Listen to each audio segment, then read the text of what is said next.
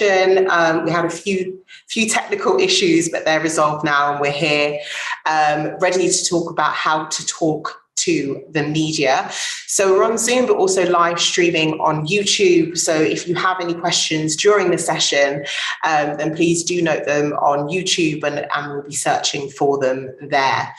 So my name is Uzo Amakamadu. I'm founder of Experts on Africa, seeking to create a detailed database of African expertise that seeks to make it easier for the media, event organizers, institutions, and even employers to find African experts. And at the very same time, we will be equipping experts with the personal branding, media, and public speaking skills to make the most of the opportunities offered to them on the platform. And it is the upskilling that we're focused on today. This is a masterclass, and it's going to show you how to talk to the media. And our media trainer for today is Joy Muriah, who is based in Nairobi, Kenya.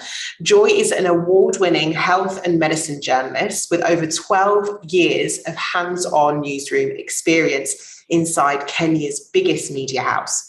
She also worked as a health and medicine editor for The Conversation Africa and holds a Master of Public Health degree and has a knack for excellent reporting, interviewing, and award-winning writing techniques. So it's a pleasure, Joy, to have you here with us today. Thank you for joining us.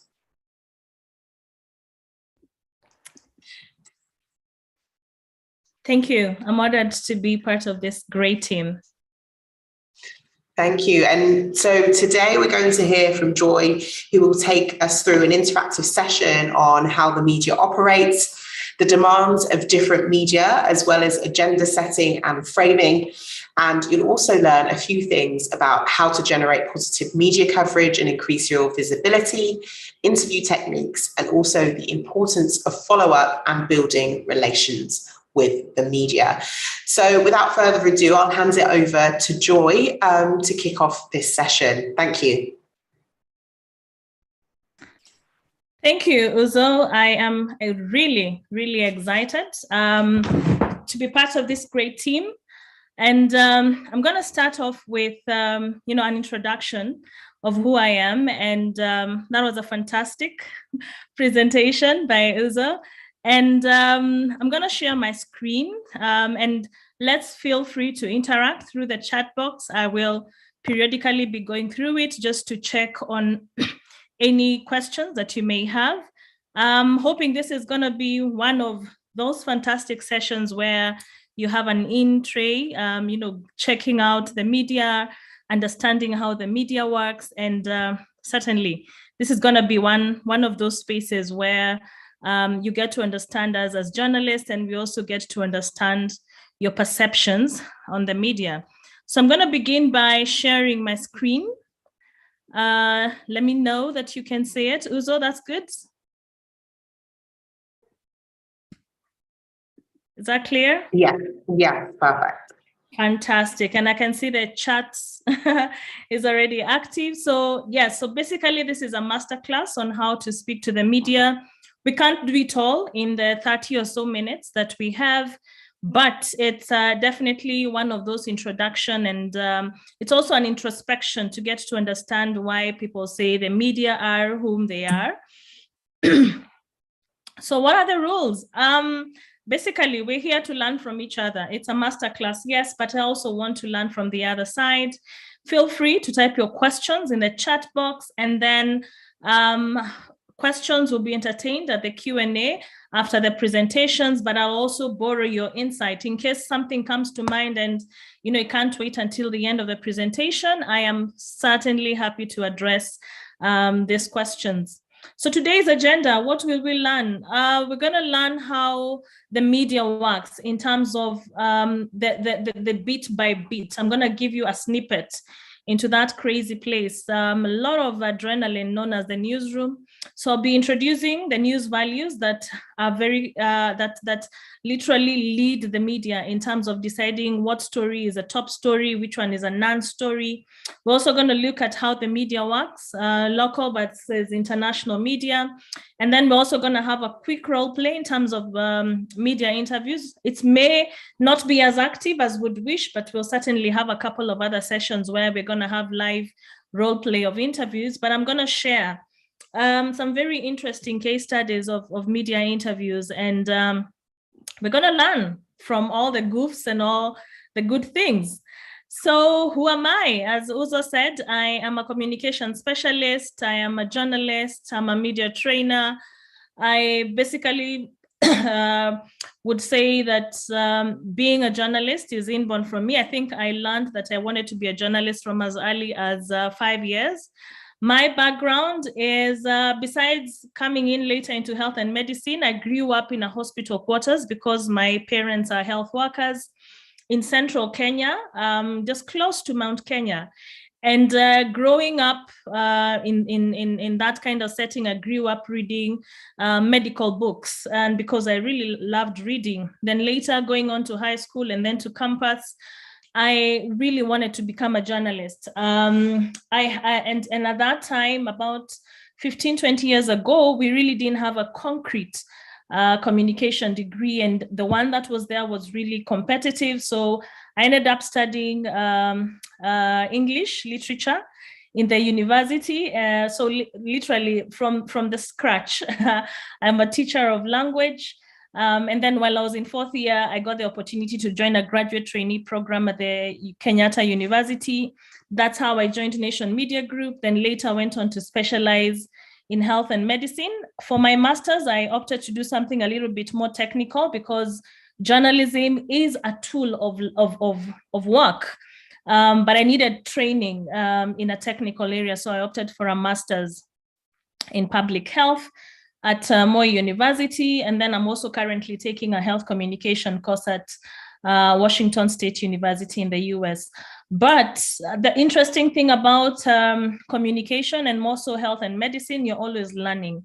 You always want to know, what does this new research paper say? So I must say the COVID-19 period has been really exciting for me as I watch science and health research unfold real time.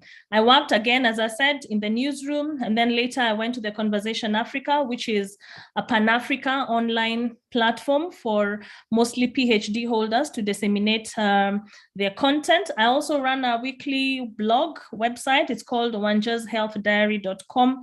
And since I'm no longer so active in the newsroom, this is my connection out there. And every Thursday morning, I have a fresh story. So certainly check it out, wanjashealthdiary.com. It's me going back to the experts, and I'm very keen and passionate to break down any technical content and jargon that is there within the space of health and medicine.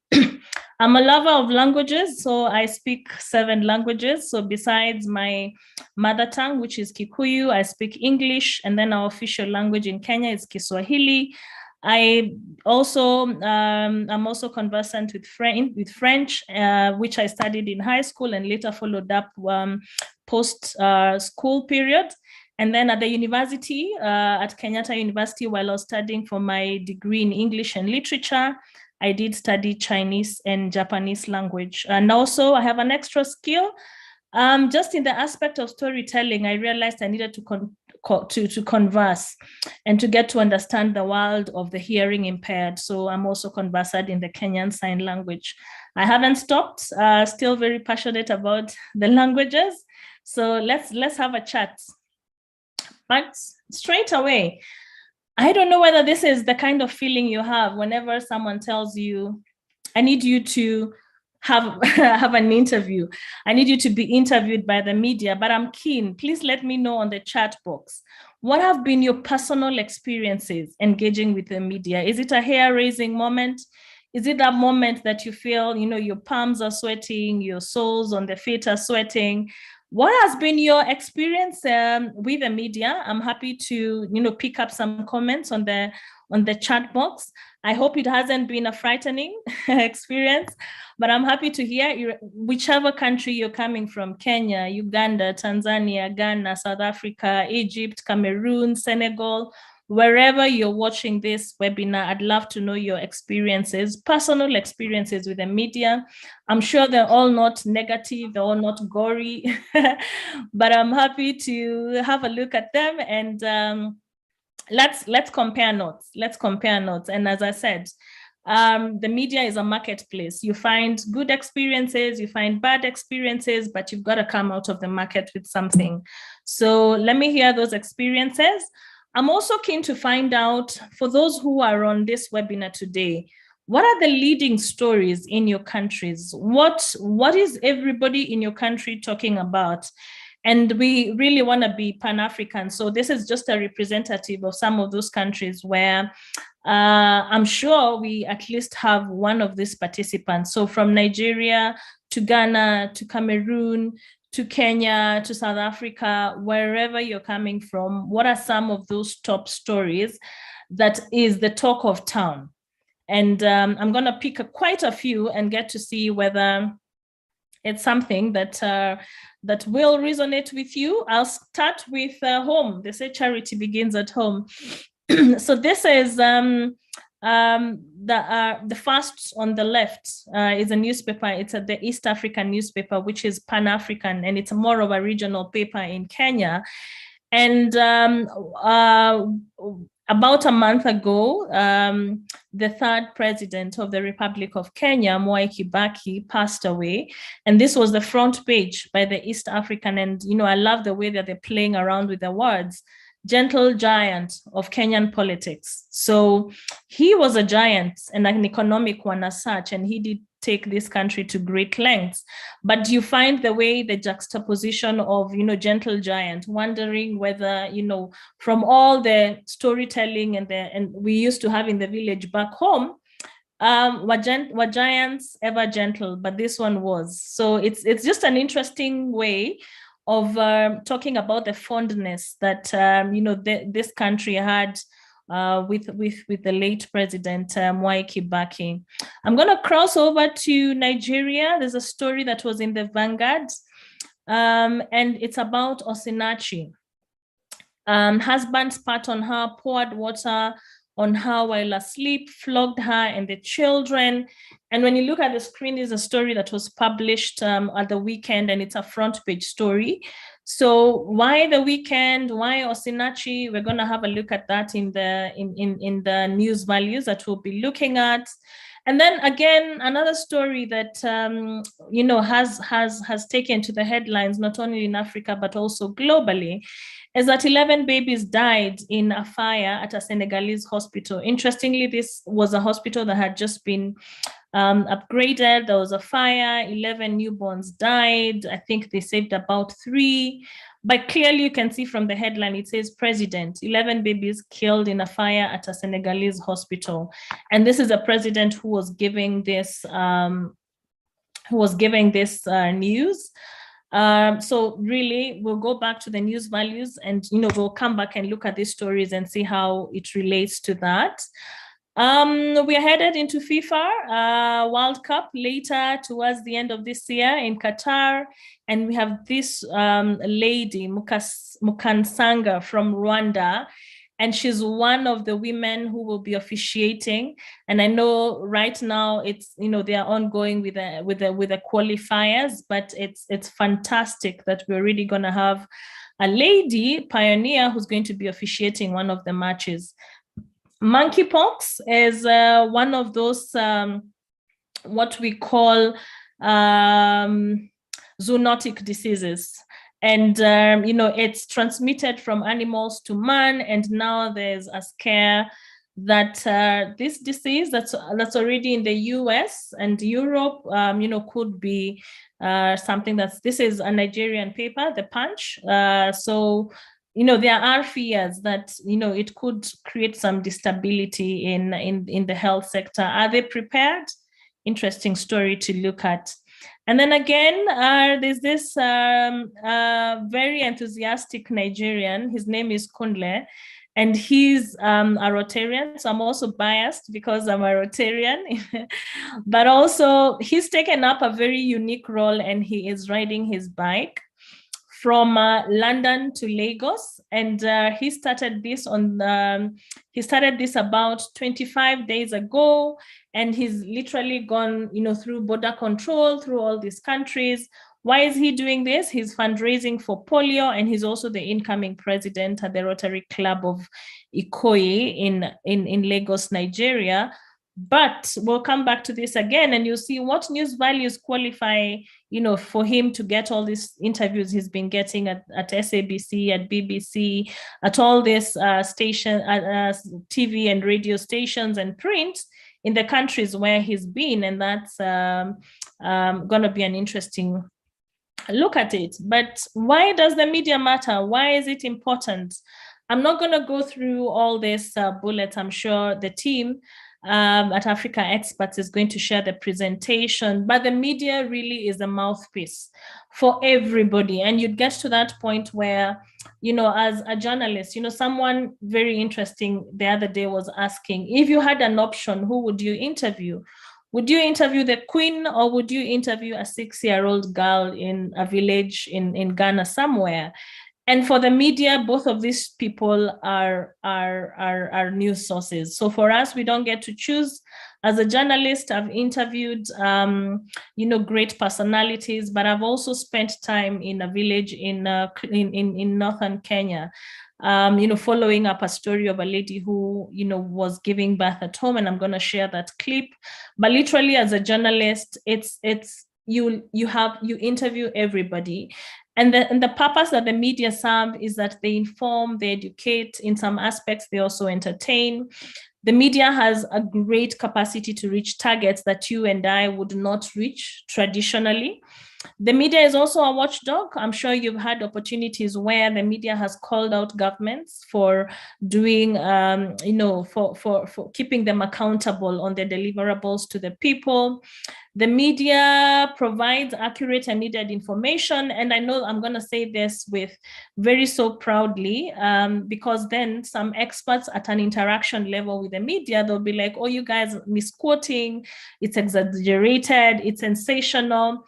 But like in any other field, I would say, media is certainly a professional space. And we have our regulations, and we have the way we, how we run, even at a local and at international level. And there's no journalist who ever wakes up in the morning and say, today I'm going to misquote, business, a certain businessman, or I'm going to misquote the health minister in the country.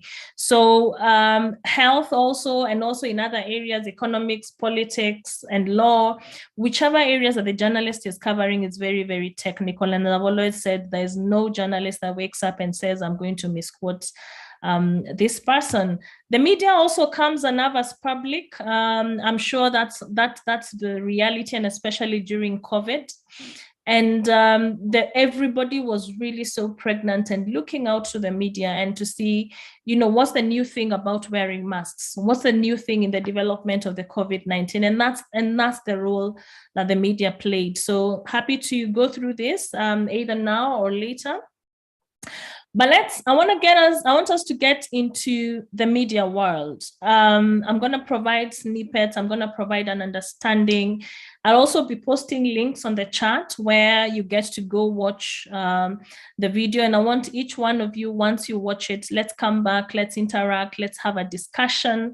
Because as I said, we are opening the doors and we are opening the windows. But before we get there, how do you make a choice on whether you're going to have the media, the local media, or are you going to have the international media? And it really varies. And each one of these plays a very specific role. Looking at local media, it is actually very important to actually give them a consideration, because then they give a national perspective, and they can also promote your brand, boost your reputation, or even enhance your business opportunities, because their audience is local, hence very, very relevant. When you look at international media, what they do is that they open up the possibility of expanding beyond your country. The fact that we're now in a digital world, international media makes it in a way that, you know, it has no geographical barriers.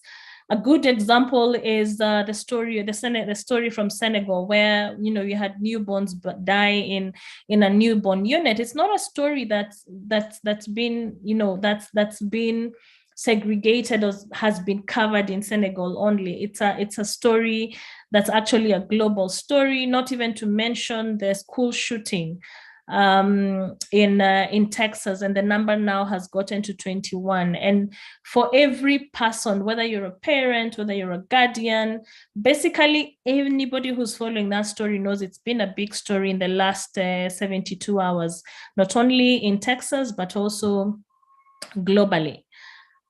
How does the media work? I'm going to open a window and clearly, as you can see, it's a small window, but it's good enough for all of us to fit in today.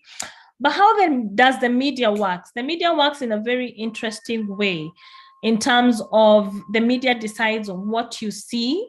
So in terms of how they prioritize the news, it also decides, it's like the media literally spoon feeds you. And this is done through the news that they decide to prioritize. What is story number one? What is the story on the front page? What story do we use the language, certain language? So it's an issue of commission and omission. And I'm going to take you through that very fast.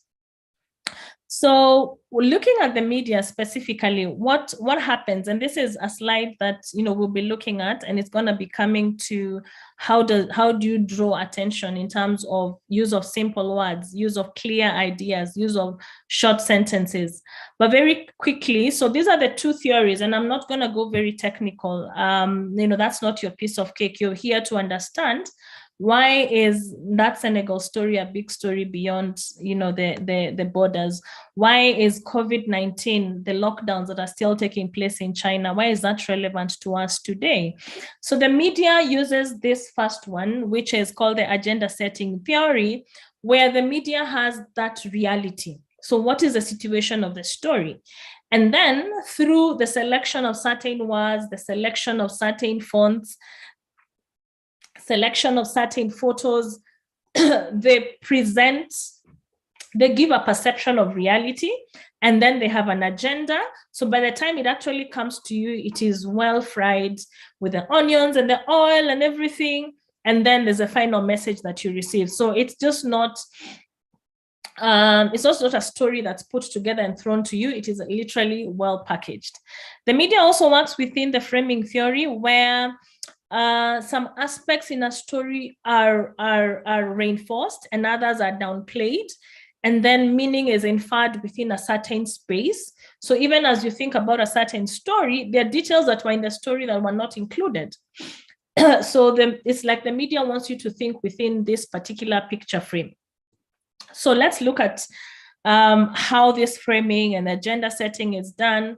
We have values, and these 7 values really is the perfect way to ever understand why a story is top and why a story wasn't published. And I'll be giving literally practical examples. And if ever you want your story to be on the front page, at least you should ensure your story has at least 5 of this 7 news values, and we'll see how some of these stories even pass the test and they have all the 7 news values. So the first one is timeliness. How relevant is a story to what's happening today? Did something just happen right now, or did we just learn about it? So the media wants to cover something that's really current. And what else then, you know, if you remember way back when, you know, we had of, that was November 2020, and just about November, October, and we're talking about, you know, this market in Wuhan, and there was this disease, and people were getting the flu, people were getting fatigue. Who knew that in exactly, you know, 12 or so months, it was going to cause such disability in the whole world? And as it unfolded, it was because it was a timely story. Other countries began picking it up. You would also find that the media is also keen to cover something that happened in the 80s or 90s or way back in history, but something that just, unfolded. So the media really has got to have that timeliness aspect. Impact, and the best way to say this is numbers, and data does not lie. So you'll find that the media is really interested in numbers. How many people were affected? How many people have benefited from something? So whenever you have a story, whenever you really want the media to cover your story, it's always great if you can tell them the numbers, and we'll be looking at this. And people would think that the media is really biased in asking about the numbers, but it's actually the aspect of representativeness. How many people will be affected by this? No doubt at all that COVID-19 is a big story, because then it not only, stemmed from Wuhan, but now it became a global disease, and then it did, go on to be declared a pandemic. Let's also look at probably other diseases, maybe tropical diseases that are only, prevalent in most of the African countries around the tropics. This is malaria and others. It's a story that's relevant for African audiences, but not an American or a European audience. So really the numbers are a reason for the media to really pick up on a story. Extraordinary, something unexpected. The media is always looking for the oddity. There's a common phrase that says, it is not a case of the dog biting the man, but it is, if a man bites a dog, that's certainly a big story. So as journalists, we're looking for that man bite dog moment. And that man bite dog moment is something weird, something odd, something that is totally unexpected. And I'm really touched by, what happens to the children in Texas. School is a place where you're going to learn. It's a place where you learn how to express yourselves. It's a place where children really feel, so some of them are actually happier in school than at home. And then you have a gunman who comes in and, turns it around into a very unsafe place. And that's the oddity of it. Or even the newborn children who are dying in hospital. That's why it's an odd story. It's an unexpected story. Another maybe happier, more positive note is the Nobel Peace Prize laureate, Malala. I think that's a fantastic way of somebody who's gone beyond the odds. Most of the people who've won the Peace Prize are probably 3, 4, 5, or even 6 decades older than the average age that Malala was as a Nobel Peace Prize laureate. So that's why it was a big deal for her to be in the news. The other news value is proximity, looking at how close a situation is to us. And again, when you look at what is happening in another country, it may not be relevant to you, but it certainly is of importance if something, if it brings back, or if it evokes a memory, or if it evokes an aspect of closeness. I'm going to give an example of 2 incidences or 3 that are of global importance, and I would also want you to also put in the chat box. Has there been anything in your country that's something that's happened in another country, but is really tied back to you as an individual? The first one is the Malaysian Airlines, and tragically so, it is one of the saddest stories in the history of aviation. And for us, for me as a Kenyan, for somebody else, it really was one of those stories that is full of mystery. But the plane disappeared, and it went on for months. As the experts try to find out what happened to it. And then again, still beyond the borders, we had a crash in Dwala, Cameroon, a couple of years back. And this is something that really resonated well with Africans, and more so even with Kenyans, because it was the national carrier, Kenya Airways, the crew, and most of the passengers were Kenyans. And that really, led even to the government declaring 3 days of national mourning. And, by the time, the investigations were done, by the time the bodies were being brought back home, it was a sad state. 2-3 years back as well, there was the Ethiopian Airlines crash just slightly after takeoff in Addis. And that too was a story that really brought back lots of memories even for Kenyans, because then as we covered the stories, we're looking at a story that is of people whom we know. We had a man, I think there's a man who lost about 5 members of his family. So it's just not a crash. It's actually a story that you're able to relate to. And I'm really looking forward to see some of the examples of the things that happen in other countries. Also very specific to health and medicine, is when India has had this capacity to manufacture their own drugs.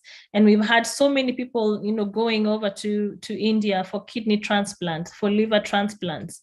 And what that means for the people who are going, not only for medical tourism, but also for those who are going for treatment, and you have to be on lifelong drugs. So you have this prescription, and the fact that, you have to come back with drugs that you have to take every day for the rest of your life.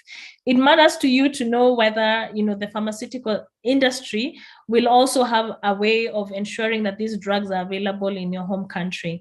So bits and pieces of what is happening in another country is certainly going to be relevant to you. Prominence. Who is involved in your story? Who is linked to it? We've just seen the Senegal story where the president has come out and given the statement on how many children died in that newborn unit. But also, I think it's also gone down with one of the health ministers. And I guess when a story is being followed up at a very high level, a very senior level, whether local or international, then it certainly draws the interest of the public. Currency, are people talking about it? As I said, I want to see on the chart what people are talking about in your respective countries. Controversy, and journalists love controversy, and controversy doesn't really have to be negative. It could also be something that's happening. It could be a shortage of drug. It could be doctors or nurses going on strike. It could be the lack of something that is of a public good, and people are really interested in those kinds of stories, because then they measure on ensuring that key utilities are available, or very key services are available. So looking on at some of these examples I'm going to give from the news values. So this is, I'm going to narrate very, very fast, just because you're not able to read the small script. But this is a story of 4 young men. I am sure this is a story of many young men on the continent today. And they just finished college, and they've finished and graduated university, and they've gone back to their villages, but they've not been able to secure a job. And what they did is that they decided to make good use of their time and energy as they waited to get jobs, is that they went to the local quarry, and all because they couldn't get any formal jobs, and they went into the informal sector. And when you look at some of them, what they've been trained in, one of them here has a Bachelor of Science in petroleum chemistry, and another one has an economics degree, but they've ended up as casual laborers in their village. When you look at this story, in terms of the news values, if you could type on the chat box, what are some of those news values that you can see? And the headline says, college graduates who crush stone for a meal. And it looks at the level of unemployment in Kenya. And you have those 2 photos. And the 2 photos also tell a story. So I'd be really interested for you to tell me, what are you seeing in the photo? How are the 2 photos tied together? So I'm going to be checking on the chat box. Yes.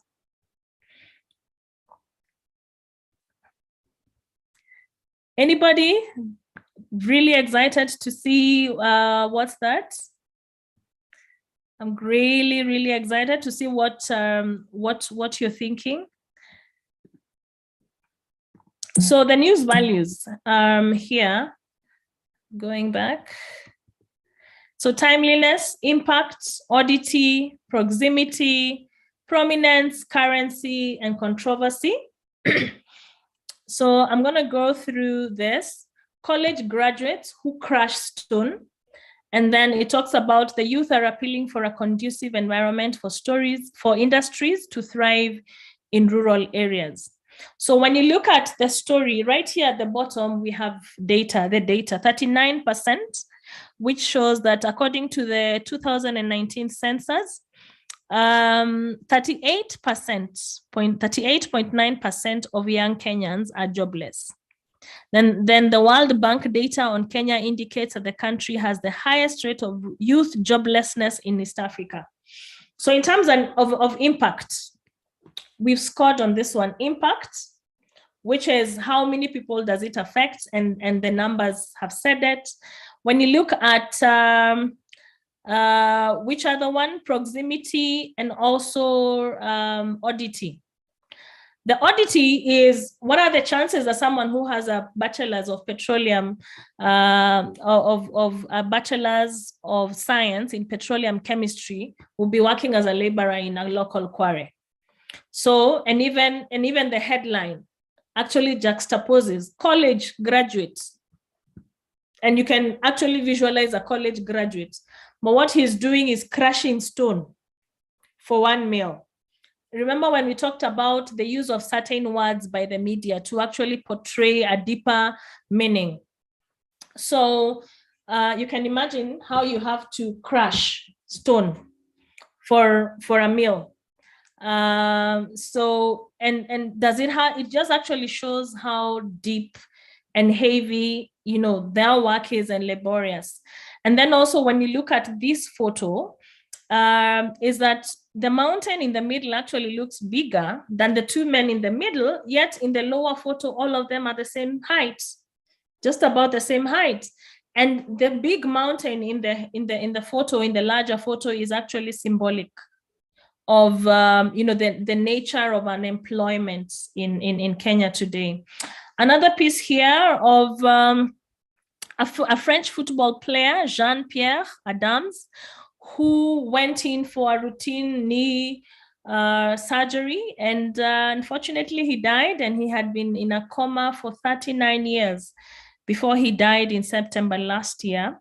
Why is this an interesting story? Looking at the news values, when you look at the headline, one of the first Africans. So that sets him aside. It's the reason for this story. In terms of looking at impact, you have the number right there, 39 years. He wasn't in a coma for 1 year. Look at the number, 39 years. I'm sure it's as long as, you know, some of us have been alive. And, you know, he never left. And then also the oddity of it, the extraordinary aspect. I'm sure athletes are some of the fittest people in our communities today. What are the chances that if an athlete who is tops would actually go in for a knee surgery and not wake up? What would that mean for probably the rest of us who don't work out as frequently as he does? And also then, as you read on the story, you realize there's controversy because then his wife had to set up an intensive care unit at home.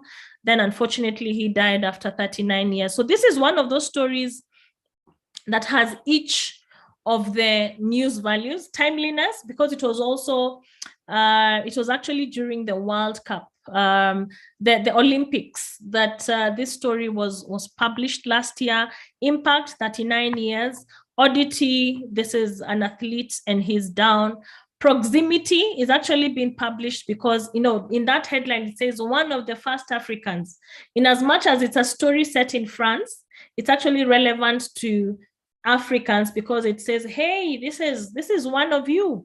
Prominence, look at the place he had in the France football team. Currency, controversy. Currency, as I said, it was during that time when it was published during a sportish season. And then the controversy of, was it really a knee injury that put him down? Was it a knee injury that, made him, unconscious? It would have been a different story if he'd gone in for a heart surgery, but now it was a knee injury gone wrong and never woke up for 39 years. So that's one story that actually, passes the tick of all the 7 news values. Another story here of a police officer who has an argument with his girlfriend and he injures her. Then she's rescued by neighbors, taken to hospital. And the police officer is like, I'm not done with you, goes to hospital and shoots her dead. And it's interesting when you when you read this story and others, is that most of the time the media will call it a love triangle, because there's always a third party to what's happening here. But the controversy and the oddity, the controversy is that police officers are supposed to be protecting you. Here is one who not only kills a lay person but kills his lover. So that oddity that, why would you, one, you're a police officer. Number 2 is a lover killing a lover. Number 3, hospitals are places where people go to recover. And she didn't even die of an illness. Someone went in and killed her. So a place where you're supposed to recover, a place that, people give life to newborns, is the last place you'd expect somebody to die of an external force. Or an external element. Of this case, it was a man who killed his lover. Young man here, all blinged up. His name is Wambua, and he's talking about his struggle escaping from alcohol. And interestingly, when you look at the perception we have of who an alcoholic is, I'm sure the description doesn't fit this kind of young man, but he's all cleaned up now. He's gone to rehab and he's here sharing his personal story. Look at what you wear to an interview, how it dictates how people interpret the story.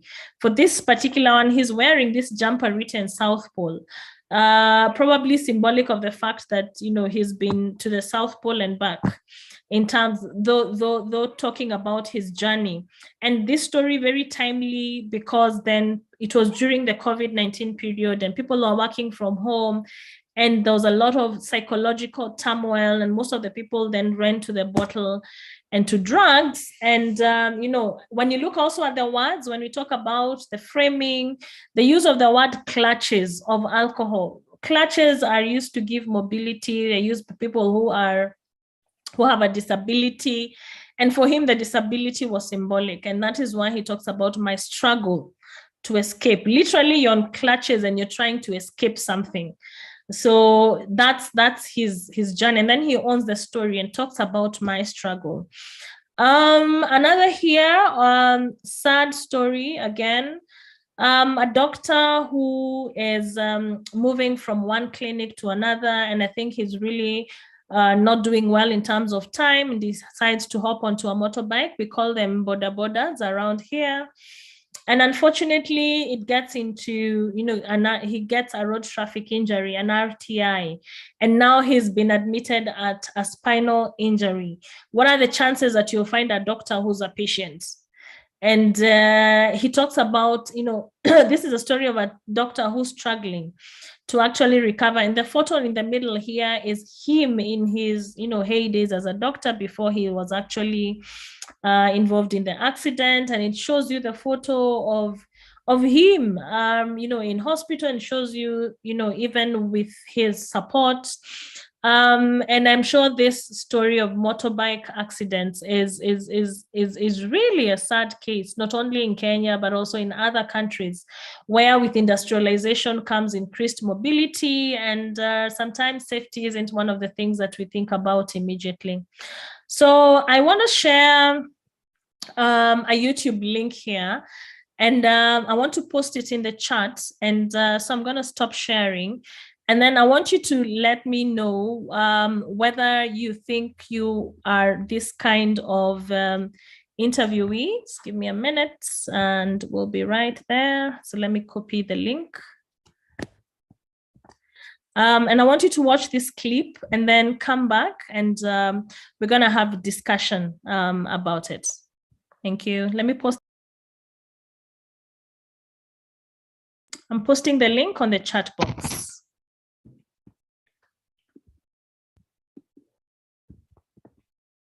There you go. See you back here once the clip is done.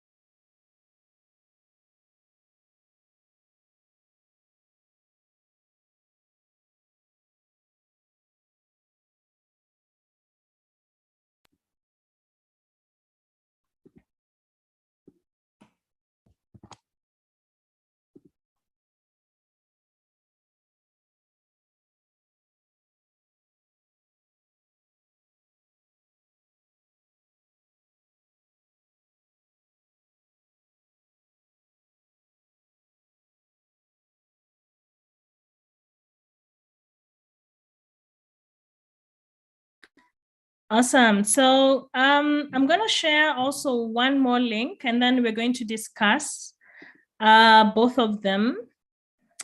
So posting the second link on the chat box, and then we can discuss both interviews after this. So link is right there. See you in a while.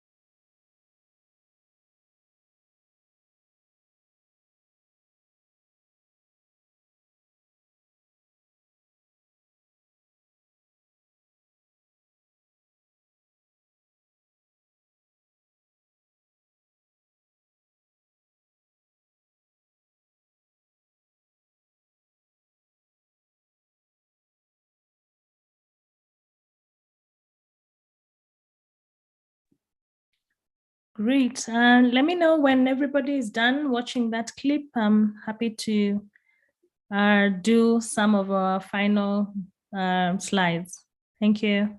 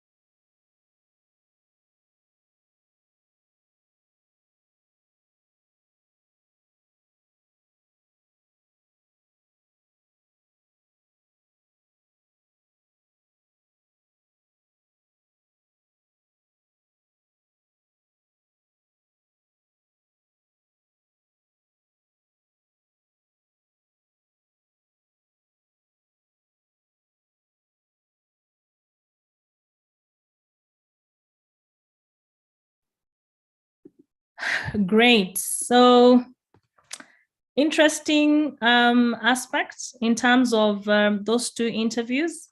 It's the reality of how, interviews are. But again, it doesn't have to be that aggressive. It doesn't have to be that heated, but it could be either side. And that's why we're really keen to ensure that, each one of you gets to understand how the media works. I'm going to share my screen as we, go towards the end of this, but I'll also be keen to share some of the, highlights on what to do at interviews, what not to do.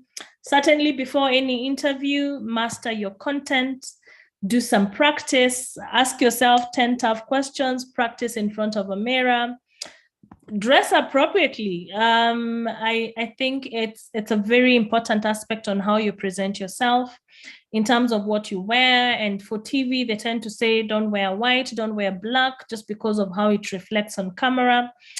Something like navy blue will actually translate to black on the screen. It also gets really hot in the studio. That's why they do, makeup, because then it absorbs the sweat and you really don't have to have all those sweat beads on your face. Have sound bites. I always say have 3 key messages and keep going around those 3 key messages for the interview. Be clear, courteous, stay engaged during the interview. Avoid jargon and acronyms. This is something we really tend to be guilty, and especially for us in health. And someone will keep saying, preventing PMTCT, which is really preventing mother to child transmission. We keep talking about MNCH instead of saying mother, newborn, and child health. We keep talking about all these acronyms and jargon that the viewer really doesn't listen. And I always say, put yourself in the situation of somebody who's just come from a long day in the market, a long day in the garden, or a long day in the office or school or the university, and they're sitting back enjoying their cup of coffee as they watch news. Really, if they really don't, they won't understand, and they don't even have that, capacity to actually crack all those technical things in the evening. Have supporting evidence. Always have a piece of paper, a one-pager that has got all the data. The brain can play very funny tricks on you, anxiety moments, I guess. And then respond. There's a difference between responding and answering. For example, someone will ask you, what's your name? And you will say Joy. That's answering.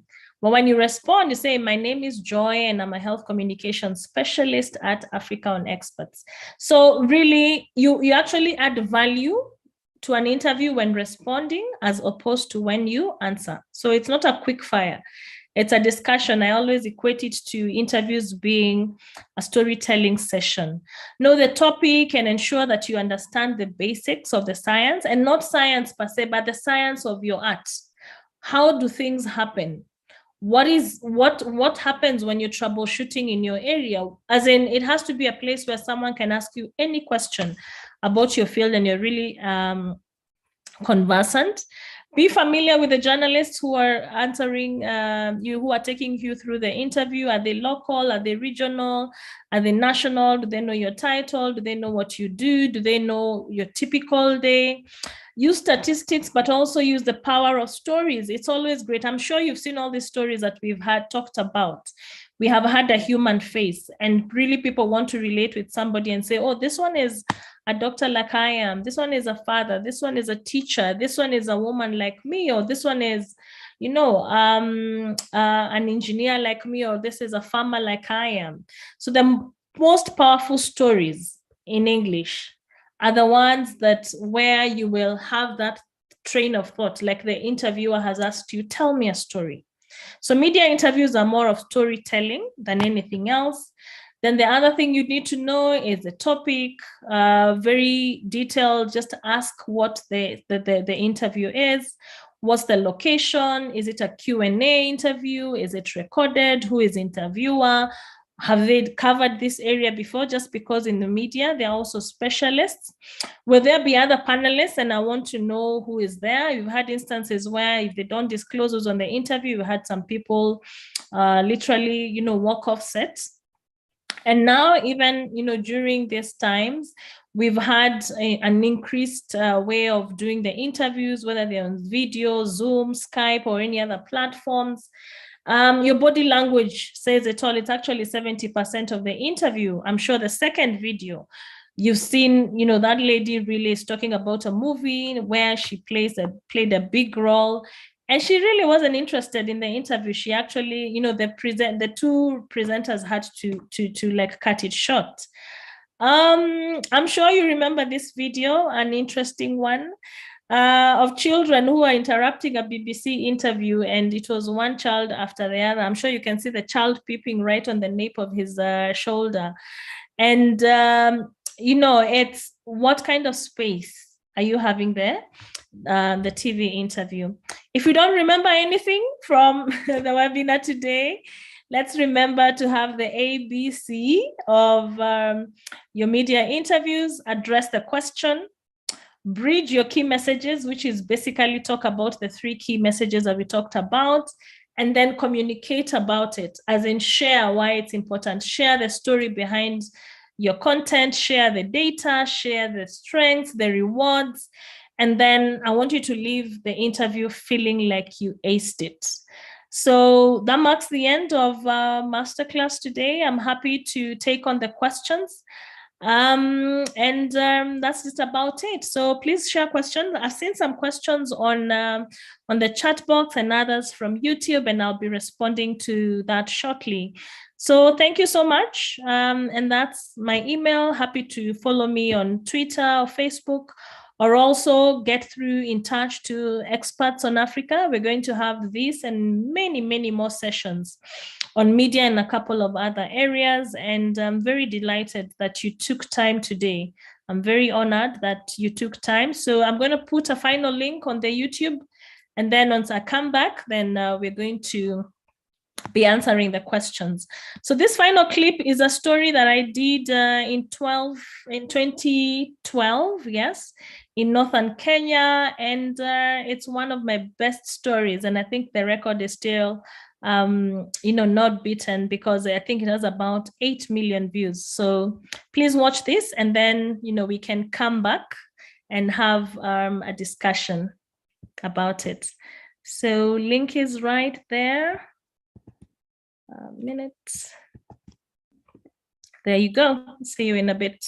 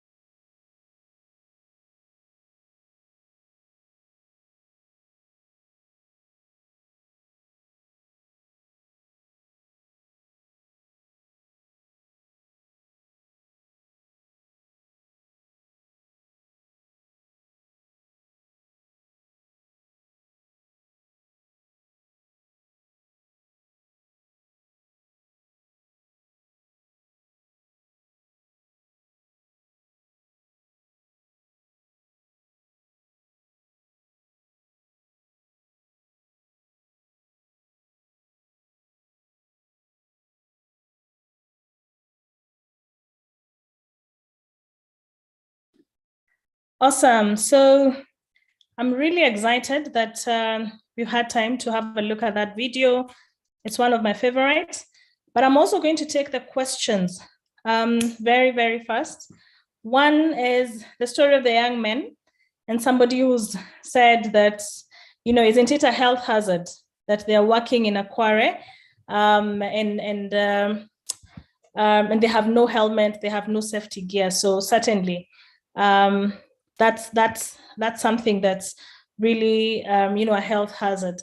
I guess then it also shows that they're really casual. So they literally just woke up and went to the quarry and they began working. In terms of the interview with Larry Mador and Miguna Biguna, I guess it's a very perfect example of what happens when you need to have control of the interview. Sometimes you'll get guests who are really so aggressive. What do you do? And I guess what happened for this interview is that they had to cut it short. But the fact that it was a live interview, very little could actually have been done. The other question was whether the two journalists who are interviewing the lady, asking her about her video, her movie, were they ethical? Were they harassing? Very interesting insights in terms of were they really professional? But I guess they got to a point and they realized that, this is not going to be, if you notice the interview, it was actually cut short.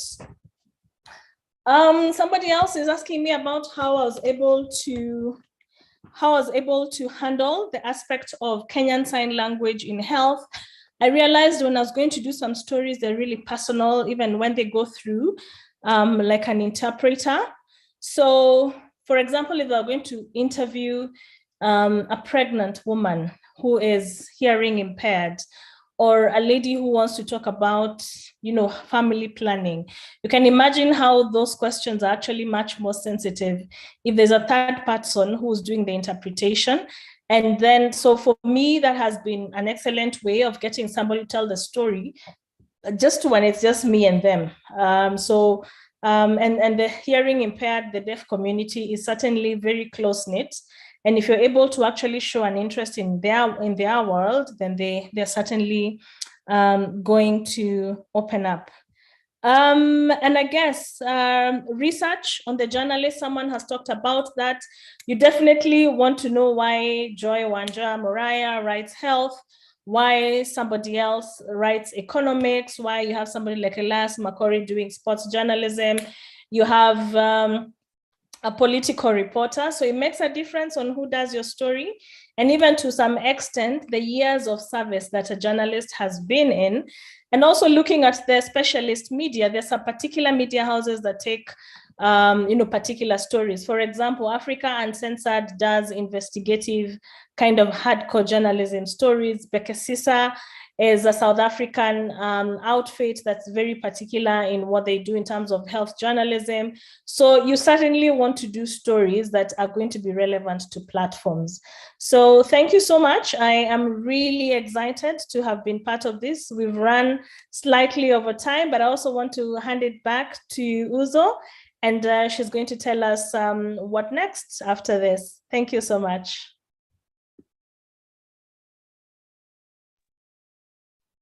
Brilliant. Thank you so much, Joy. It was a very, very useful session, learning about the media, the values, also some really interesting interview techniques as well, and understanding really where the media is coming from when they are asking you for an interview, making sure that you are doing that research, you understand why you're there on that day, and really how to prepare. So thank you for taking us all through that. It was incredibly useful. And yes, thank you for attending this masterclass. It's the first one of many that we're going to be rolling out over the course of the next few months. we'll actually be running a competition for experts who sign up to the database to learn more from Joy in one-on-one sessions. So if you don't sign up for the database, you don't have the chance to win. So make sure that you visit www.expertsonafrica.com for updates, or follow us on Twitter at Experts on Africa for the announcement that's coming soon. As always, Joy, it's a pleasure. Thank you so much for, contributing your wealth of information and imparting it on all of us, including me. I always learn so much when I sit in on these sessions as well. And audience, thank you so much for taking part, and hope to see you at the next one of our more public events for Experts on Africa. Thank you.